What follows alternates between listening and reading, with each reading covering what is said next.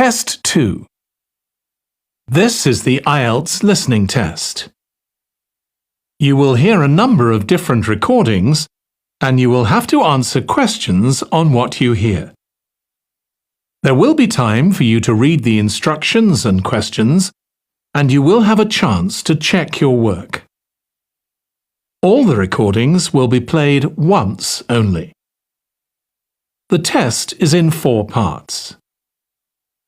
At the end of the test, you will be given 10 minutes to transfer your answers to the answer sheet. Now turn to Part 1.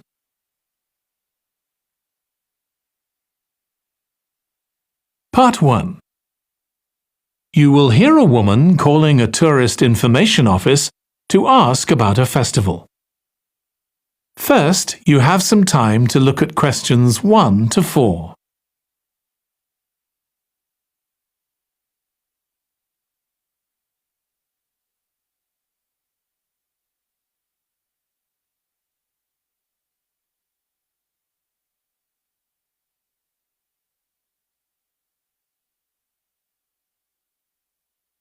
Now listen carefully and answer questions 1 to 4. Good morning. You're through to the Tourist Information Office. Tim speaking. How can I help you? Oh, hello. Could you give me some information about next month's festival, please? My family and I will be staying in the town that week. Of course. Well, it starts with a concert on the afternoon of the 17th. Oh, I heard about that. The orchestra and singers come from the USA, don't they? They're from Canada. They're very popular over there. They're going to perform a number of well-known pieces that will appeal to children as well as adults. That sounds good. My whole family are interested in music. The next day, the 18th, there's a performance by a ballet company called Eustatis. Sorry? The name is spelled Eustatis. They appeared in last year's festival and went down very well. Again, their program is designed for all ages. Good. I expect we'll go to that.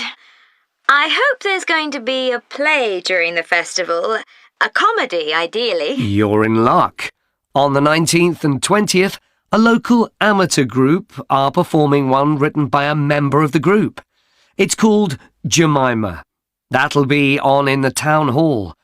They've already performed it 2 or 3 times. I haven't seen it myself, but the review in the local paper was very good. And is it suitable for children? Yes. In fact, it's aimed more at children than at adults. So both performances are in the afternoon. And what about dance? Will there be any performances? Yes, also on the 20th, but in the evening. A professional company is putting on a show of modern pieces with electronic music by young composers. Uh-huh. The show is about how people communicate, or fail to communicate with each other, so it's got the rather strange name, Chat. I suppose that's because that's something we do both face-to-face and online. That's right. Before you hear the rest of the conversation, you have some time to look at questions 5 to 10.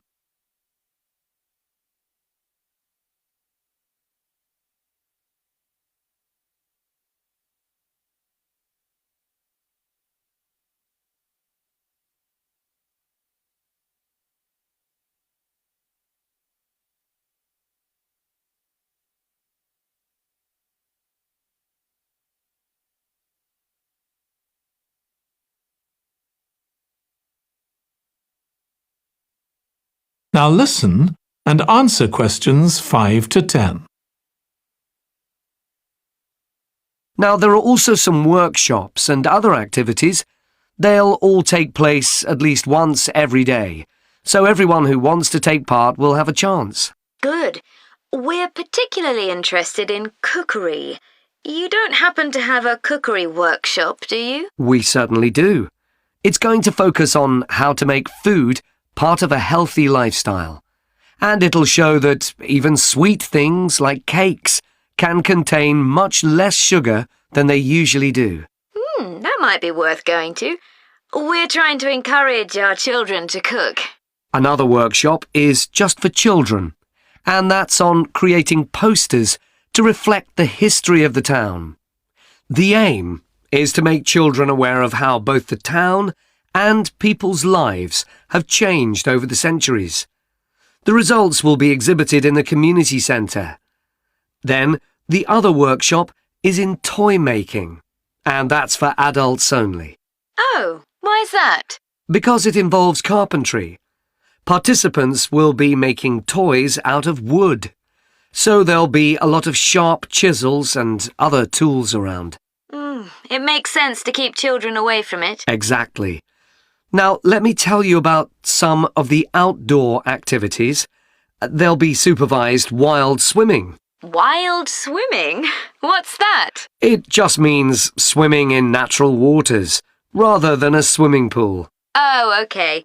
In a lake, for instance. Yes, there's a beautiful one just outside the town, and that'll be the venue for the swimming. There'll be lifeguards on duty, so it's suitable for all ages. And finally, there'll be a walk in some nearby woods every day. The leader is an expert on insects. He'll show some that live in the woods and how important they are for the environment.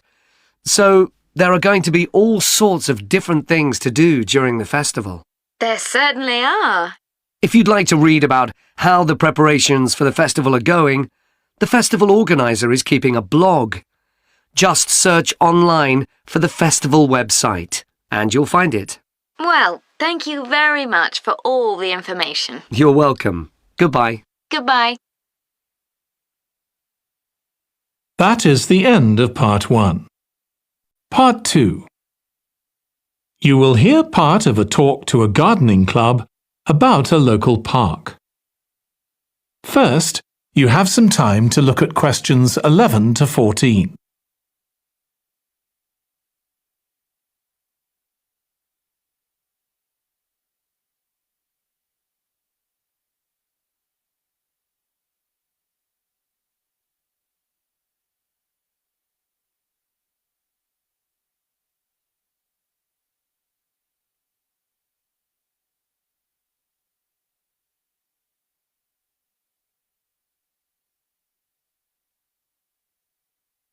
Now listen carefully and answer questions 11 to 14.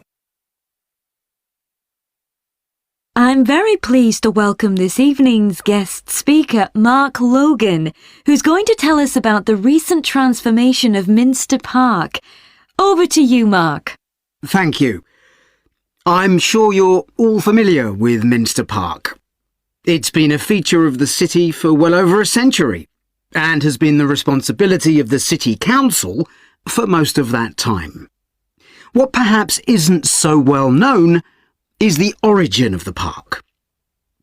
Unlike many public parks that started in private ownership, as the garden of a large house, for instance, Minster was some wasteland, which people living nearby started planting with flowers in 1892. It was unclear who actually owned the land, and this wasn't settled until 20 years later, when the council took possession of it.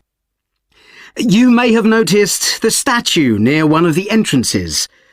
It's of Diane Gosforth, who played a key role in the history of the park. Once the council had become the legal owner, it planned to sell the land for housing. Many local people wanted it to remain a place that everyone could go to enjoy the fresh air and natural environment. Remember, the park is in a densely populated residential area. Diane Gosforth was one of those people, and she organised petitions and demonstrations, which eventually made the council change its mind about the future of the land. Soon after this, the First World War broke out in 1914, and most of the park was dug up and planted with vegetables, which were sold locally. At one stage, the army considered taking it over for troop exercises, and got as far as contacting the city council, then decided the park was too small to be of use. There were occasional public meetings during the war in an area that had been retained as grass. After the war, the park was turned back more or less to how it had been before 1914 and continued almost unchanged until recently. Plans for transforming it were drawn up at various times, most recently in 2013, though they were revised in 2015 before any work had started. The changes finally got going in 2016 and were finished on schedule last year. Before you hear the rest of the talk, you have some time to look at questions 15 to 20.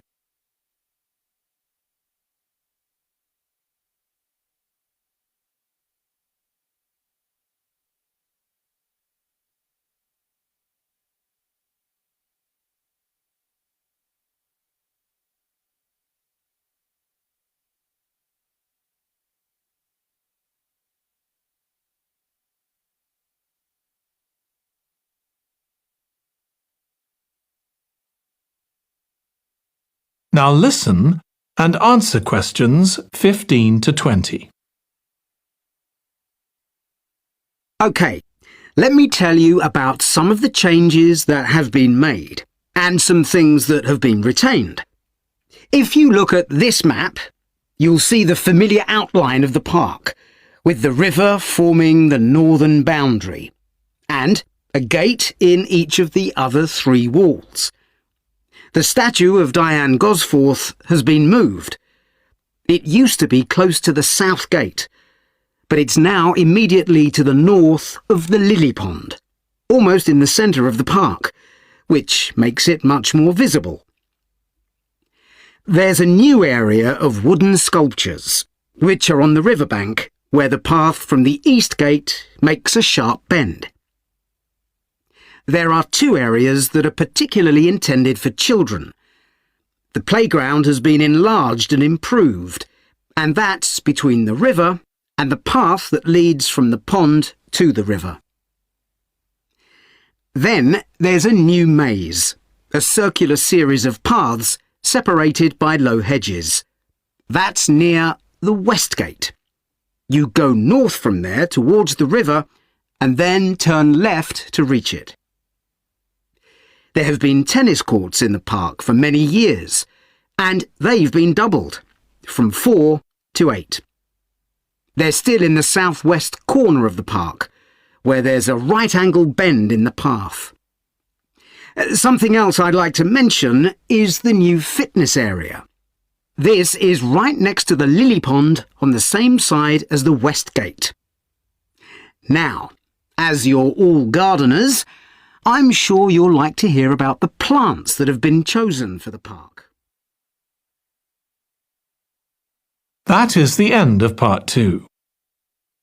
You now have 30 seconds to check your answers to part 2.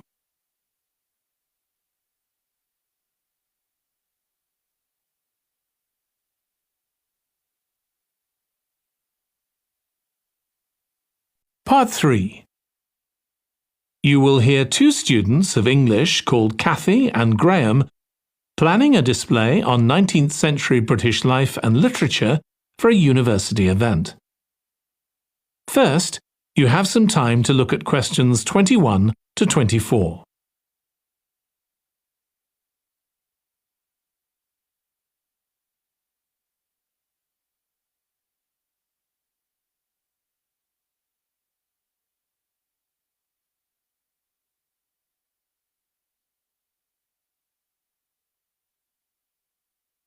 Now listen carefully and answer questions 21 to 24.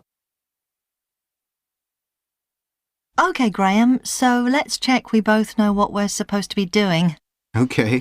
So, for the university's open day, we have to plan a display on British life and literature in the mid-19th century. That's right.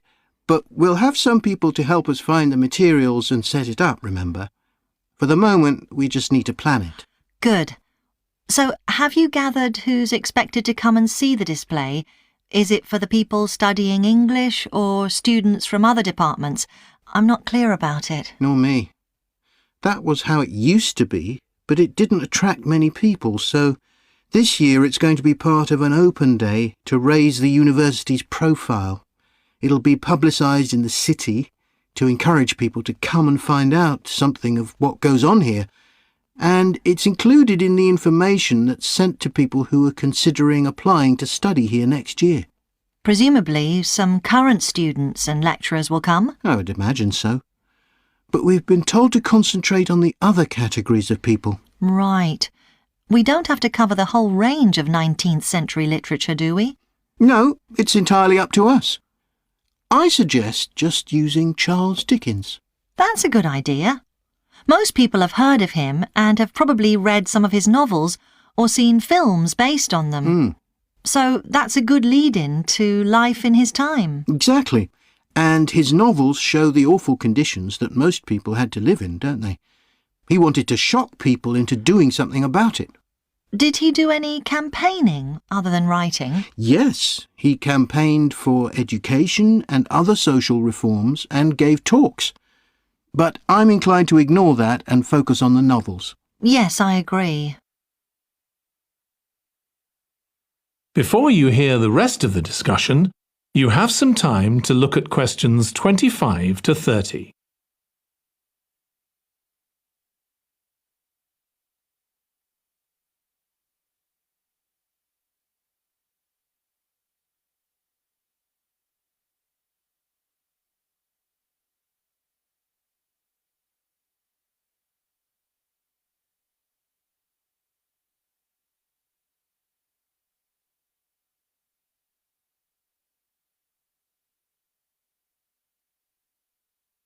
Now listen and answer questions 25 to 30. OK, so now shall we think about a topic linked to each novel? Yes, I've printed out a list of Dickens's novels in the order they were published, in the hope you'd agree to focus on him. You're lucky I did agree. Let's have a look. OK, the first was The Pickwick Papers, published in 1836. It was very successful when it came out, wasn't it? And was adapted for the theatre straight away. There's an interesting point, though, that there's a character who keeps falling asleep, and that medical condition was named after the book, Pickwickian syndrome. Oh, so why don't we use that as the topic and include some quotations from the novel? Right. Next is Oliver Twist. Mm-hmm. There's a lot in the novel about poverty, but maybe something less obvious. Well, Oliver is taught how to steal, isn't he? We could use that to illustrate the fact that very few children went to school, particularly not poor children, so they learnt in other ways. Good idea. What's next? Maybe Nicholas Nickleby? Actually, he taught in a really cruel school, didn't he? That's right. But there's also the company of touring actors that Nicholas joins. We could do something on theatres and other amusements of the time. We don't want only the bad things, do we? OK. What about Martin Chuzzlewit? He goes to the USA, doesn't he? Yes. And Dickens himself had been there a year before and drew on his experience there in the novel. I wonder, though. The main theme is selfishness, so we could do something on social justice? No, too general. Let's keep to your idea. I think it would work well. He wrote Bleak House next. That's my favourite of his novels. Yes, mine too. Oh, His satire of the legal system is pretty powerful. that's true. But think about Esther, the heroine.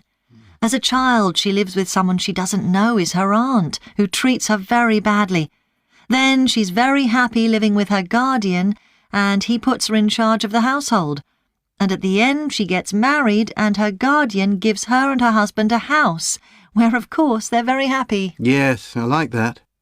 What shall we take next? Little Dorrit? Old Mr. Dorrit has been in a debtor's prison for years. So was Dickens's father, wasn't he? That's right. What about focusing on the part when Mr. Dorrit inherits a fortune and he starts pretending he's always been rich? Good idea. OK. So next we need to think about what materials we want to illustrate each issue. That's going to be quite hard. That is the end of part 3. You now have 30 seconds to check your answers to part 3.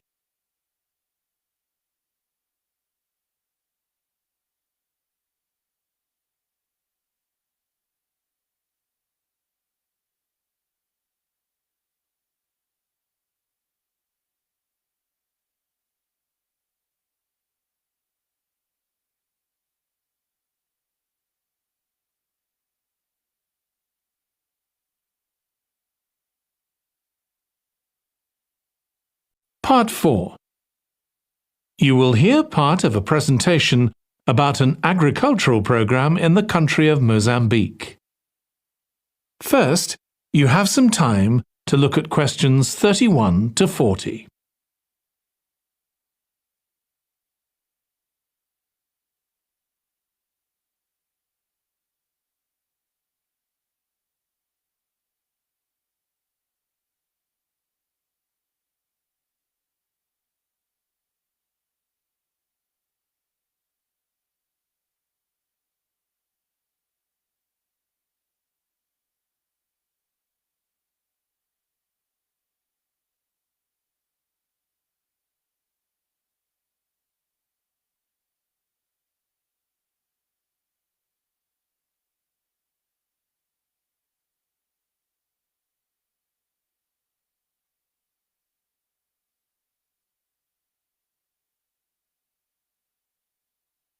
Now listen carefully and answer questions 31 to 40. I'm going to report on a case study of a program which has been set up to help rural populations in Mozambique, a largely agricultural country in Southeast Africa. The program worked with 3 communities in Chikwalakwala district near the Limpopo River. This is a dry and arid region with unpredictable rainfall. Because of this, people in the area were unable to support themselves through agriculture, and instead they used the forest as a means of providing themselves with an income, mainly by selling charcoal. However, this was not a sustainable way of living in the long term, as they were rapidly using up this resource. To support agriculture in this dry region, the program focused primarily on making use of existing water resources from the Limpopo River by setting up systems of irrigation, which would provide a dependable water supply for crops and animals. The program worked closely with the district government in order to find the best way of implementing this. The region already had one farmers' association, and it was decided to set up 2 more of these. These associations planned and carried out activities including water management, livestock breeding and agriculture. And it was notable that in general, women formed the majority of the workforce. It was decided that in order to keep the crops safe from animals, both wild and domestic, special areas should be fenced off where the crops could be grown. The community was responsible for creating these fences, but the program provided the necessary wire for making them. Once the area had been fenced off, it could be cultivated. The land was dug so that vegetables and cereals appropriate to the climate could be grown, and the programme provided the necessary seeds for this.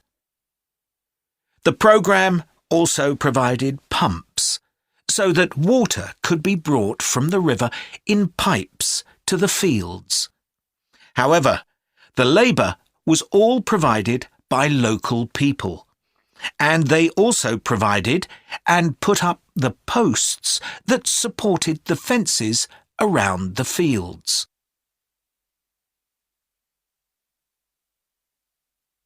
Once the programme had been set up, its development was monitored carefully. The farmers were able to grow enough produce not just for their own needs, but also to sell. However, getting the produce to places where it could be marketed was sometimes a problem, as the farmers did not have access to transport, and this resulted in large amounts of produce, especially vegetables, being spoiled. This problem was discussed with the farmers' associations, and it was decided that in order to prevent food from being spoiled, the farmers needed to learn techniques for its preservation. There was also an additional initiative that had not been originally planned, but which became a central feature of the programme. This was when farmers started to dig holes for tanks in the fenced-off areas and to fill these with water and use them for breeding fish, an important source of protein. After a time, another suggestion was made by local people which hadn't been part of the programme's original proposal, but which was also adopted later on. They decided to try setting up colonies of bees, which would provide honey both for their own consumption and to sell. So, what lessons can be learned from this programme? First of all, it tells us that in dry, arid regions, if there is access to a reliable source of water, there is great potential for the development of agriculture.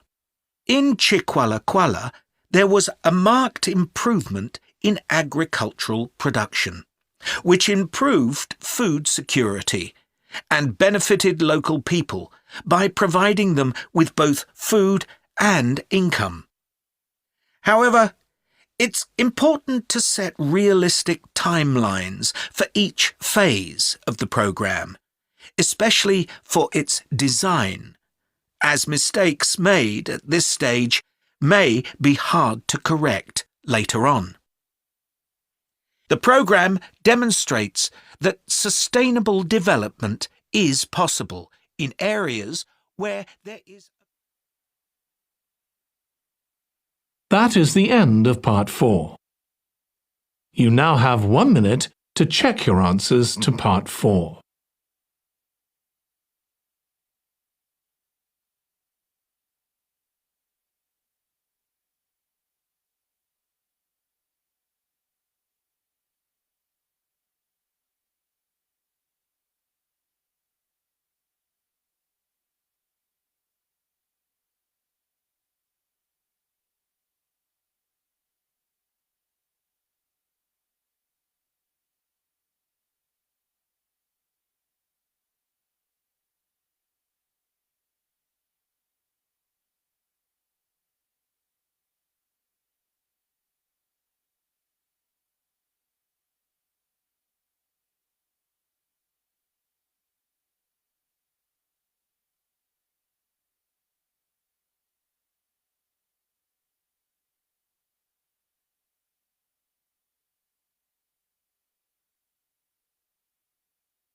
That is the end of the listening test. In the IELTS test, you would now have 10 minutes to transfer your answers to the answer sheet.